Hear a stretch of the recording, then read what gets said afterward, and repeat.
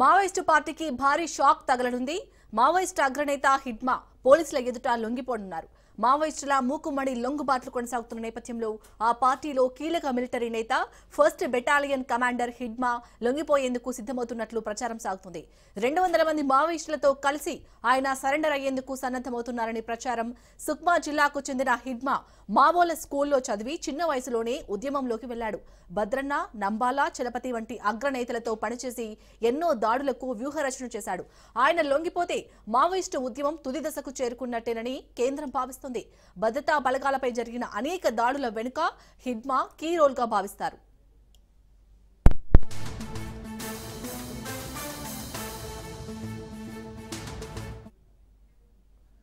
వరుస లొంగుబాట్ల నేపథ్యంలో హిడ్మా ఎక్కడ ఉన్నాడన్న చర్చ దేశమంతటా అన్ని వర్గాల్లో జోరుగా నడుస్తుంది.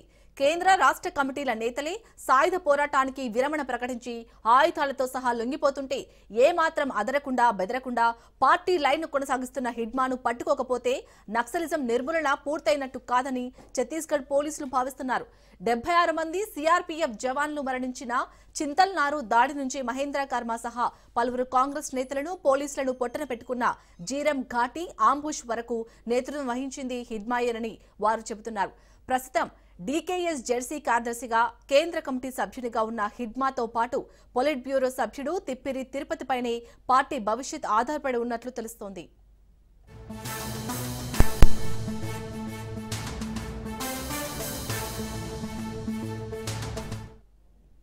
ఈ నేపథ్యంలో బస్తర్ పోలీసుల ఎదుట ఇటీవలే లొంగిపోయిన హిడ్మా అనుచరుడు లక్ము పోలీసులకు ఇచ్చిన సమాచారం మేరకు ఏప్రిల్లో జరిగిన కర్రెగుట్టల ఆపరేషన్ నుంచి త్రుటిలో తప్పించుకున్న హిడ్మా ఆయన బెటాలియన్ మే జూన్లలో బసవరాజ్ సహా పలువురు నేతల ఎన్కౌంటర్ల నేపథ్యంలో తిరిగి కర్రెగుట్టల పైకి వచ్చారని చెబుతున్నారు. అయితే ప్రస్తుతం తెలంగాణ సరిహద్దుల్లో హిడ్మా ఉన్నట్లు సమాచారం. దీంతో కేంద్ర బలగాలు హిడ్మా లొంగిపోవాలని సూచించినట్లు తెలుస్తోంది.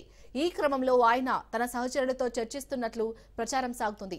భద్రతా బలగాలు మరోసారి ఆపరేషన్ కర్రెగుట్టలను చేపట్టక ముందే తన సహచరులతో కలిసి లొంగిపోవడానికి సిద్ధమైనట్లు తెలుస్తోంది. దీంతో ఆయన తెలంగాణలో లొంగిపోతారా లేక ఛత్తీస్గఢ్ లో లొంగిపోతారా అనే అంశంపై తీవ్రంగా చర్చ సాగుతుంది. తన సహచరులను కోల్పోక ముందే పోలీసుల ఎదుట లొంగిపోవడమే మంచిదన్న ఆలోచనలో హిడ్మా ఉన్నట్లు తెలుస్తోంది.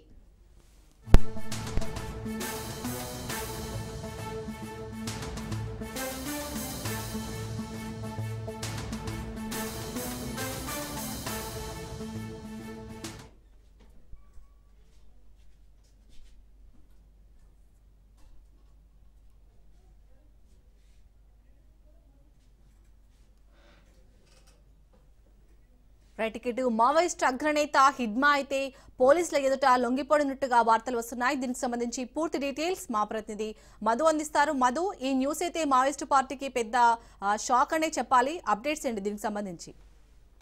హిడ్మా ఎక్కడున్నారు?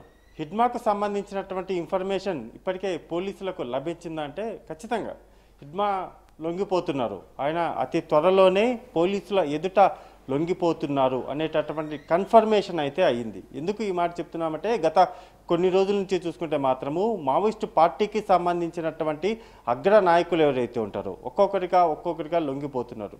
ప్రధానంగా సెంట్రల్ కమిటీకి సంబంధించినటువంటి నాయకులు ఎవరైతే ఉంటారో వాళ్ళందరూ కూడా లొంగిపోతూ ఉండడంతో ఇక హిడ్మా సిచ్యువేషన్ అంటే ఇంకా ఆయన వరకు కూడా పరిస్థితి వచ్చేసింది. హిడ్మాకు సంబంధించి 200 మంది మావోయిస్టులతో కలిసి ఆయన అతి త్వరలోనే ఎక్కడ లొంగిపోతున్నారు అనేది కూడా చూడాలి. ప్రధానంగా ఆయన తెలంగాణలోకి ఎంటర్ అయిపోయారు. అంటే ఈ తెలంగాణకు సంబంధించినటువంటి ఇక్కడ ఉన్నటువంటి పోలీసుల ఎదుట లొంగిపోతున్నారు అనేటటువంటి ఇన్ఫర్మేషన్ ఉన్నప్పటికీ అది కన్ఫర్మేషన్ అయితే ఇంకా అవ్వలేదు. సో ఈ నేపథ్యంలోనే ఇక మావోయిస్టు పార్టీ మనుగడ ఎలా జరగబోతుంది, నిజంగానే మావోయిస్టు పార్టీ ఉండబోతుందా లేకపోతే కనుమరుగు అవ్వబోతుందా? ఒకప్పుడు పుస్తకాలలో చెప్పుకునేలాగా మావోయిస్టు పార్టీ ఉండేది, ఉద్యమాలు చేసేవారు, ప్రజల కోసం వాళ్ళు పోరాడేవారు, ఆ తర్వాత పరిస్థితులు మారిపోయాయి అనేటటువంటి చెప్పుకునే సిచ్యువేషన్ వస్తుందా అంటే డెఫినెట్గా అటువంటి డేసే వచ్చే అవకాశం అయితే ఇప్పుడు జరుగుతున్నటువంటి పరిణామాలు చూస్తే ఖచ్చితంగానే వస్తాయి అని అయితే చెప్పక తప్పదు. ఎందుకు అంటే ఈ already BJP government Amit Shah అయితే చాలా స్పష్టంగా కూడా చెప్పారు, 2026 వరకు కూడా మావోయిస్టులు అనేవారు ఎక్కడా కూడా కనిపించకుండా చేస్తాము అనేటటువంటి డైరెక్ట్ వార్నింగ్ ఏదైతే ఉందో ఆ వార్నింగ్ నేపథ్యంలోనే సిచ్యువేషన్ అంతా కూడా అటువైపే వెళ్ళిపోతుంది. కూంబింగ్ నిర్వహించారు, ఆపరేషన్ కగార్ను సక్సెస్ఫుల్గా వాళ్ళు కంప్లీట్ చేయబోతున్నారు. ఇప్పటికే 70% మావోయిస్టులు ఎవరైతే ఉన్నారో వాళ్ళంతా కూడా లొంగిపోవడం జరిగింది.